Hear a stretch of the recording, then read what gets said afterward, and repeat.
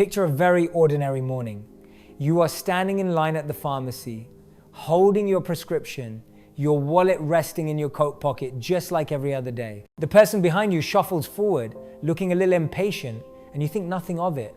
Everything seems quiet, no one touches you, no sound, no alert on your phone. Yet within just a few seconds, $40 has left your account without you even realizing it. Days later, when you finally check your balance, you see a cluster of small charges you cannot remember making. This is what people are calling the ghost tap, a new scam, subtle and frightening because it is so easy to carry out. The criminal does not need to steal your card, they do not need to pressure you into anything. All they need is to step close with a small payment reader hidden in a pocket or a bag, the same kind you see in cafes or shops. And instantly, your debit card, always broadcasting its readiness to pay, responds without you knowing. What makes it worse is that these criminals never take a large amount at once. Instead, they split it into small payments under $100, just enough to slip under the bank's fraud detection systems and just enough to make victims dismiss them as forgotten purchases. Many only discover the truth when the monthly statement arrives, by which time hundreds of dollars may already be gone, and getting it back is far from simple. The question is, why has this trick spread so quickly? And why do scammers so often target older adults?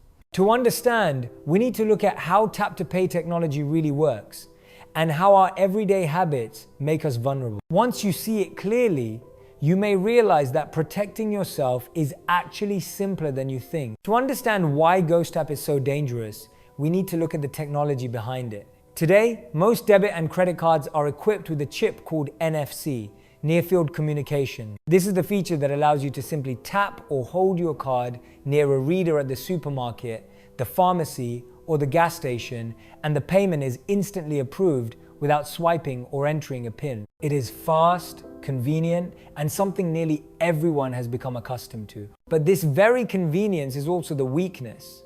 If a store's payment terminal can take money from your card simply by being close to it, then criminals can do the same. Instead of standing at a checkout counter, they hide a small portable reader in a pocket or a bag. When they move close to you in a crowded place, the reader picks up the signal from your card and processes a payment automatically. It takes less than 3 seconds, with no beep, no alert, nothing to make you notice. What makes this trick even more unsettling is that they never take a large amount at once.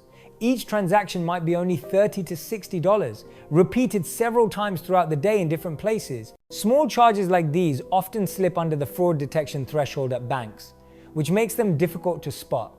By the time you realize something is wrong, the money taken can be far from small. Imagine yourself at the market, squeezed on a bus, or wandering through a busy fair. These are the perfect environments for Ghost Tap to thrive, because in those moments people are distracted, focused on something else, and paying little attention to their wallets or purses. And it is in those ordinary moments, when nothing seems out of place, that your account can be drained without you even knowing. From a criminal's perspective, scams only work when they find the easiest path. And sadly, that path often leads straight to older adults.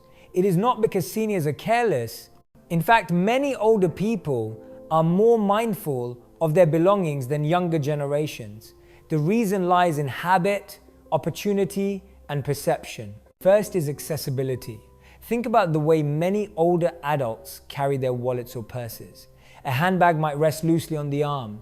A wallet might sit in a coat pocket. At the doctor's office, the pharmacy, or the grocery store, it is common to place the bag on a counter or on the seat beside you while signing a form or counting change. These simple, everyday habits create the perfect opening for someone carrying a concealed payment reader to step close enough and trigger a Ghost Tap transaction. Second is familiarity with technology. Most people know what tap to pay is, but fewer realize that as long as the feature is switched on, the card is constantly broadcasting a signal. Many assume that if they did not physically hand over the card, no payment could be made. Ghost Tap exploits exactly this misunderstanding. The card does not ask for permission, it is always ready, always waiting for a reader. And finally, there is perception. Criminals believe, often wrongly, that older adults do not check their bank apps as often as younger people, or that they rely only on monthly paper statements. This gives scammers a longer window of time to hit the same victim multiple times before the fraud is noticed. In cases that have been documented, small charges of $30 or $40 slipped by unnoticed until hundreds of dollars were gone. This is not about blame. These habits are natural, shaped by a lifetime of routine and trust. But it is exactly this routine that scammers exploit. By understanding why you are being targeted, you can begin to see that it is not weakness, it is simply familiarity. And once you see it clearly, you are already one step closer to protecting yourself. Most people assume that if money is stolen from their account, the bank will simply put it back. It feels like common sense. If you did not spend it, then surely you should not be responsible. But with Ghost Tap, the situation is not always that simple. Here is why. In traditional fraud, a card might be stolen, cloned, or used online without your knowledge. In those cases, it is easy to show that the transaction was unauthorized. But with Ghost Tap, your card never leaves your possession. No one steals it. No one clones it. The payment is made using the real chip and antenna inside your card in the exact way the system was designed to work. From the bank's perspective, the transaction looks completely normal. The machine asked for payment and your card responded. This is where the gray area appears. Some banks argue that because the contactless feature was active and because the card was present, the payment must have been authorized by the cardholder. Without video footage or a witness, it can be difficult to prove otherwise. And because the scammers usually keep the charges small, under $100, the bank's fraud team may not investigate as aggressively as they would with larger sums. Timing also matters. In many countries, strong consumer protections apply only if you report suspicious charges within a short window, often 24 to 48 hours. If you wait until your monthly statement arrives, your claim may be much weaker. I have seen cases where victims were told that a family member must have used the card with implied permission, shifting the burden of proof onto the victim. This does not mean you cannot get your money back. Many people do, but it is rarely quick or simple. It may involve multiple phone calls, written statements, and even escalation to financial regulators if the bank resists. For older adults, this process can feel exhausting, and that is why prevention is so important. Because once the money is gone, the fight to reclaim it is often harder than people expect. Even with all the precautions in the world, scams can still happen. And if you ever find yourself a victim of the Ghost Tap, what you do in the first hours matters more than anything else. Speed is your greatest ally. The very first step is to call your bank immediately. Use the fraud or lost card number printed on the back of your card. This will connect you directly to the team that can lock your card and begin an investigation. When you speak to them, be clear and firm. Tell them you suspect a type of contactless fraud called Ghost Tap and that you need the charges reversed. Ask for a dispute claim number right away. This number is your reference, the proof that your report has been logged. The second step is to request written confirmation. This could be an email or a letter, but it should clearly list the disputed transactions and the date you reported them. A paper trail is powerful. If the bank later hesitates, you will have solid evidence that you acted quickly. The third step is to file a police report. In some areas, the police may not investigate small payments, but the report creates an official record of the crime. Banks and financial ombudsman services often require it if you need to escalate your case. When you file the report, include as much detail as possible. Where you were that day, the times you noticed the charges, even small details about people who came too close. Finally, document everything. Take screenshots of your account showing the unauthorized charges. Write down the names of every bank representative you speak to, along with the date and time. Save every email and letter. This is not busy work. In many cases, the victims who kept the most detailed records were the ones who had their refunds approved the fastest. If the bank refuses, do not give up. Ask for their decision in writing and escalate it to your country's financial complaints authority.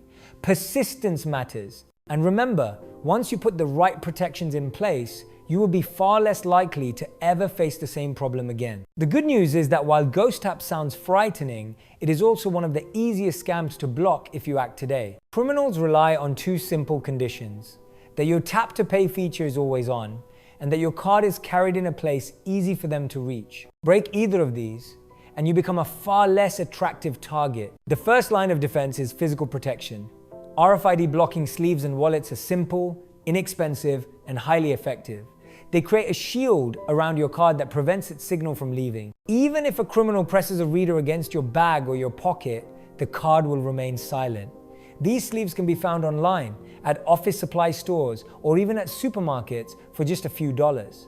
If you carry more than one card, make sure each contactless card is protected, not just your debit card, but also your credit cards, travel passes, and access badges. The second layer of defense is disabling tap to pay entirely.